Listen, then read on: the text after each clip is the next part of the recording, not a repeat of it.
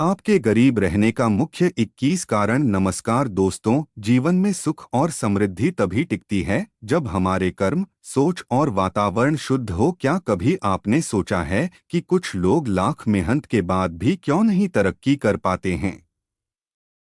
क्यों कुछ घरों में हमेशा क्लेश रहता है, धन आते ही खर्च हो जाता है और मन हर समय बेचैन रहता है। लेकिन जब हमारी दिनचर्या में अनजाने में ही अपवित्रता आ जाती है तो भाग्य का चक्र भी उल्टा घूमने लगता है। इसलिए झूठी कसम खाना और रात में झाड़ू लगाना, यह सभी कार्य नकारात्मक ऊर्जा को आमंत्रण कर देते हैं और अमीरी के दरवाजे बंद कर देते हैं और दरिद्रता को हमारे जीवन का मेहमान बना देते हैं। इस वीडियो में आपको बताऊंगा कि आपके गरीब रहने का मुख्य कारण क्या क्या होता है। लेकिन उससे पहले, अगर आप भी चाहते हैं कि भगवान श्री हरि विष्णु और माता लक्ष्मी का आशीर्वाद आप पर बना रहे, तो इस वीडियो को एक लाइक करके, चैनल को सब्सक्राइब करके बेल नोटिफिकेशन को ऑल पर सेट कर दें और कमेंट बॉक्स में जय श्री हरि विष्णु, जय माता लक्ष्मी लिखकर अपनी हाजिरी जरूर लगाएं। तो चलिए दोस्तों, आपको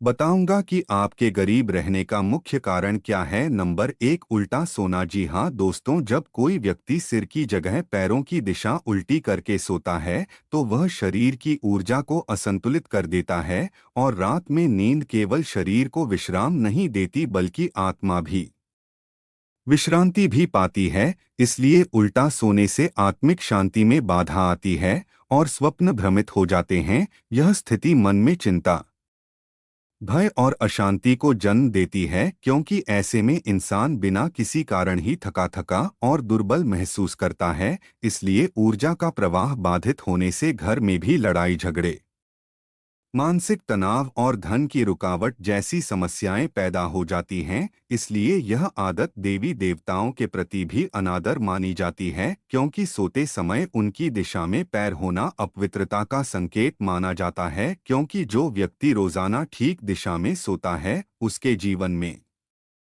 शांति, स्वास्थ्य और स्थिरता बनी रहती है। इसलिए आपको उल्टा सोना नहीं चाहिए। नंबर 2, झूठी कसम खाना। जी हाँ दोस्तों, जब कोई व्यक्ति झूठ बोलते हुए किसी की कसम खाता है तो वह केवल शब्दों का नहीं बल्कि आत्मा का भी अपमान करता है। और कसम लेना एक गंभीर वचन माना जाता है जिसमें किसी पवित्र चीज या व्यक्ति का नाम भी लिया जाता है। इसलिए झूठी कसम से वह विश्वास टूटता है जो स्वर्ग और आत्मा के बीच का पुल होता है। इसलिए ऐसी आदत से व्यक्ति की सत्यता पर संदेह होने लगता है और रिश्तों में दरार भी आ जाती है। और यह केवल सामाजिक संकट नहीं लाता बल्कि आत्मिक स्तर पर भी दोष उत्पन्न करता है। जीवन की ऊर्जा कमजोर होने लगती है और धीरे धीरे भाग्य भी साथ छोड़ने लगता है, क्योंकि जो बार बार झूठी कसम खाता है उसकी वाणी का प्रभाव भी जाता ही रहता है। इसलिए सत्य का साथ देने वाला व्यक्ति ही सच्चे सौभाग्य और ईश्वरीय कृपा को प्राप्त करता है। इसलिए आपको कभी भी झूठी कसम खाना नहीं चाहिए। नंबर 3, पेड़ के नीचे पेशाब करना। जी हाँ दोस्तों, रात हो या दिन, किसी भी वृक्ष के नीचे पेशाब करना न केवल अपवित्रता है बल्कि वह स्थान विशेष ऊर्जाओं से जुड़ा हुआ माना जाता है, क्योंकि पेड़ों के नीचे मौन और गहरी शक्तियां का वास करती हैं जो प्रकृति की रक्षा भी करती हैं। वहां गंदगी फैलाना उन शक्तियों का अपमान करना माना जाता है और यह अपवित्र कर्म नकारात्मक असर भी लाता है, क्योंकि व्यक्ति के मन में बेचैनी, चिड़चिड़ापन और दुर्भाग्य पनपने लगता है। इसलिए खासकर पीपल, नीम या पुराने घने पेड़ों के नीचे इस तरह की हरकतों से दुर्भाग्य और बीमारी आसपास आ जाती है। और रात में ऐसे स्थान पर पेशाब करना कई बार ऊपरी बाधाओं को भी आमंत्रण कर देना होता है। इसलिए यह आदत धीरे धीरे आत्मिक दुर्बलता और आर्थिक रुकावट का कारण भी बन जाती है। जो व्यक्ति प्रकृति के नियमों का आदर भी करता है उसके जीवन में सुख, स्वास्थ्य और शांति भी बनी रहती है। नंबर 4, रात में झाड़ू लगाना। जी हाँ दोस्तों, रात के समय झाड़ू लगाने को दरिद्रता का आमंत्रण माना जाता है। माना जाता है कि झाड़ू सिर्फ गंदगी ही नहीं, घर की शुभ ऊर्जा को भी बहा ले जाती है, क्योंकि रात में झाड़ू लगाने से वह सकारात्मक शक्ति भी निकल जाती है जो दिन भर घर में फैली होती है। विशेष रूप से लक्ष्मी का वास साफ सुथरे स्थानों में ही माना जाता है, और रात में झाड़ू लगाने से वह रुष्ट होकर घर को छोड़ भी सकती हैं। इसलिए इसके साथ ही रात में झाड़ू लगाते समय छोटी छोटी कीमती चीजें भी गलती से फेंकी जा सकती हैं, जिससे आर्थिक हानि होती है। यह आदत न केवल पैसे की कमी लाती है, बल्कि मानसिक अस्थिरता, थकान और परिवार में कलह का कारण भी बन जाती है। इसलिए प्राचीन मान्यता के अनुसार झाड़ू सुबह या दिन में लगाना उत्तम माना जाता है, ताकि घर में शुभता और समृद्धि भी बनी रहे। इसलिए आपको रात में झाड़ू नहीं लगाना चाहिए। नंबर 5, गंदे बिस्तर पर सोना। जी हाँ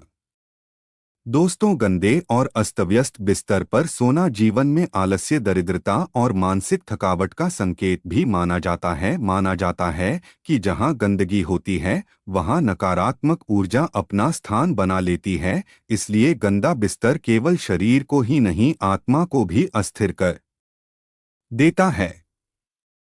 क्योंकि रात की नींद जितनी स्वच्छता में होती है, व्यक्ति उतना ही ऊर्जावान और सकारात्मक जागता है। इसलिए आपको गंदे बिस्तर पर सोने से सपनों में डर, भ्रम और बेचैनी भी आने लगती है। इसलिए यह धीरे धीरे मन को असंतुलित कर देता है और सोचने समझने की शक्ति को भी कम करता है। ऐसे में व्यक्ति के जीवन में निराशा, आर्थिक रुकावटें आने लगती हैं। स्वच्छ बिस्तर पर सोने से शरीर और आत्मा दोनों को विश्राम मिलता है, और जीवन में सकारात्मक ऊर्जा का संचार भी होता है। यही कारण है कि सोने से पहले बिस्तर को साफ सुथरा करना शुभ माना जाता है। नंबर 6, संध्या के समय सोना। जी हाँ दोस्तों, संध्या का समय दिन और रात के मिलन का पवित्र काल भी होता है, क्योंकि इस समय को अत्यंत जागृत और ऊर्जावान भी माना जाता है। जब कोई व्यक्ति संध्या वेला में सोता है तो वह उन दिव्य तरंगों से कट जाता है जो आत्मा को ऊर्जा देती हैं।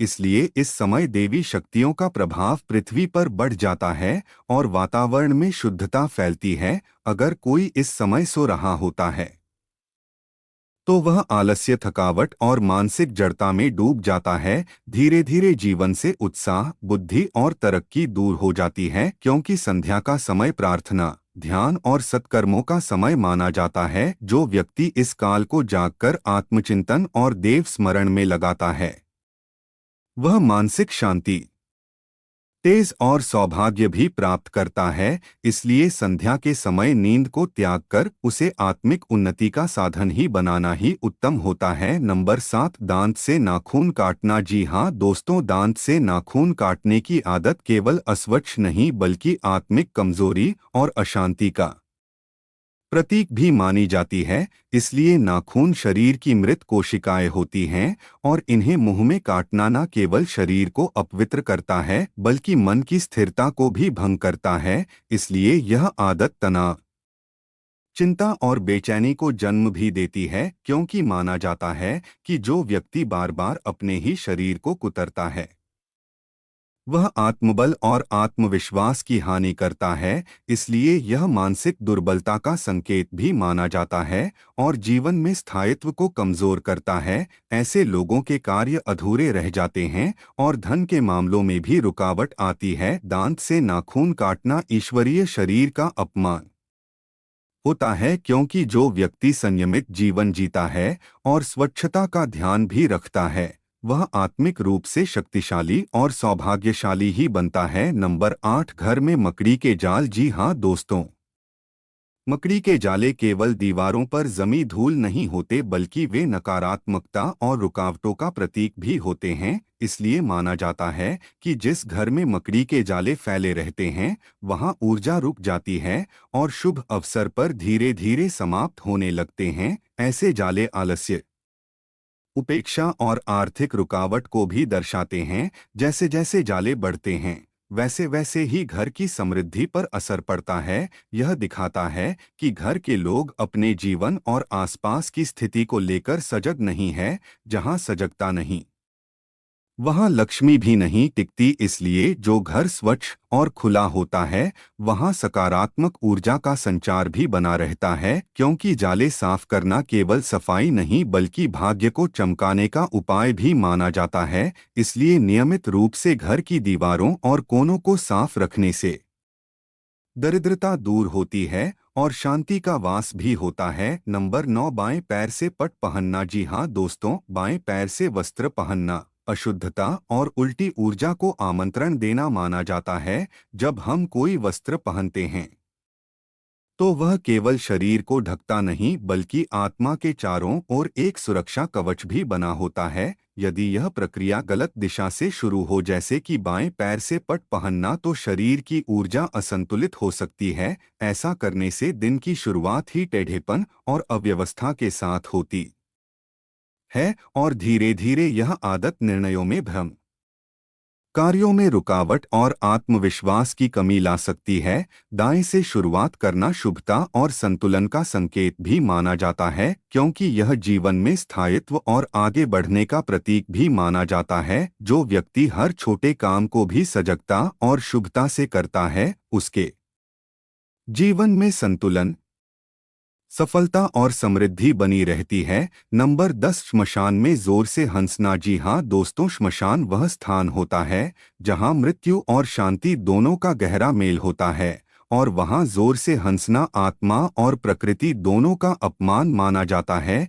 इसलिए श्मशान में मौन रहना एक प्रकार की श्रद्धा होती है जो आत्माओं को सम्मान भी देती है, क्योंकि हंसी जाक वहाँ की गंभीरता को भंग भी करता है और नकारात्मक ऊर्जा को आकर्षित भी करता है। कहा जाता है कि ऐसे स्थानों पर जब कोई व्यक्ति अनुचित व्यवहार करता है तो उस पर ऊपरी प्रभाव या दुर्भाग्य हावी हो सकता है। यह आत्मा की विनम्रता और शांति की परीक्षा का समय भी होता है, जहां हर एक भावना को नियंत्रित रखना आवश्यक होता है। इसलिए वहां की ऊर्जा सूक्ष्म और संवेदनशील होती है और हल्के व्यवहार से उसका संतुलन टूट सकता है। इसलिए जो व्यक्ति ऐसे स्थानों पर संयम और श्रद्धा से व्यवहार करता है, उसके जीवन में कभी आत्मिक संकट नहीं आता है। नंबर 11, रात में पानी खुला छोड़ना। जी हाँ दोस्तों, रात के समय पानी को खुले बर्तन या किसी चीज में छोड़ देना एक बड़ी चूक मानी जाती है। कहा जाता है कि पानी जीवन का रक्षक तत्व है और इसे सम्मान देना आवश्यक होता है। इसलिए खुला हुआ पानी न केवल नकारात्मक ऊर्जा को आकर्षित करता है बल्कि उसमें रात की नमी और अपवित्र तरंगे भी प्रवेश कर जाती हैं, क्योंकि यह जल फिर उपयोग के योग्य नहीं रहता और पीने पर स्वास्थ्य व मानसिक संतुलन दोनों पर बुरा असर डालता है। इसलिए रात में अगर पानी गलती से गिर जाए तो वह घर के भीतर शांति और सौभाग्य को भी बहा सकता है। इसलिए कुछ मान्यताओं के अनुसार खुले पानी पर नेगेटिव शक्तियों का प्रभाव तेज होता है, जो घर में क्लेश, बीमारी या धन की रुकावट ला सकता है। इसलिए जो व्यक्ति जल को सम्मान पूर्वक ढक कर रखता है, उसे जल देवता की कृपा और मानसिक शांति दोनों की कृपया प्राप्त होती हैं।